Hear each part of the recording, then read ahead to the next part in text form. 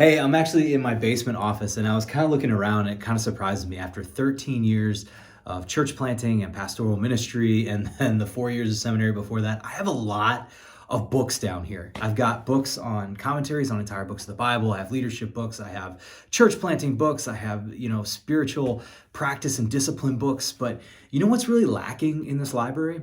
Any books on fasting.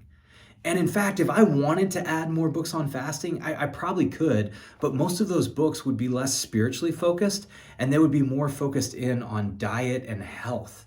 Now, why is that? Fasting is something that's been a core practice since the early church in the Old Testament times. And in fact, if you're talking about church planting or church planting movements, a core pillar of that is actually fasting. We even fast every year during Lent for 40 days, some things from something to really focus in on our faith, but we don't write a lot or talk a lot about fasting. So that's why I'm so excited about this book, Less is More. My buddy Chris Paavola just released this, and it has 7 fasts for 7 weeks. And I love the concept of the book. Sometimes you need less to experience more in your relationship with Jesus. And so we're going to take an opportunity to do a webinar with him Thursday, February 3rd, 1 p.m. Eastern. We're going to do a webinar. We're going to talk all things fasting. We're going to talk about not just fasting for Lent, but how we can move fasting into a regular spiritual practice in our lives. And what I love about Chris is that when he writes about something like this, he's already gone deep into it. So he's going to have some great stuff to share. So I want to encourage you, join us for this webinar. If you can't make it there in person,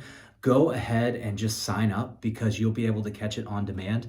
And we're looking forward to digging into this webinar with Chris on fasting and what it can mean for our spiritual lives.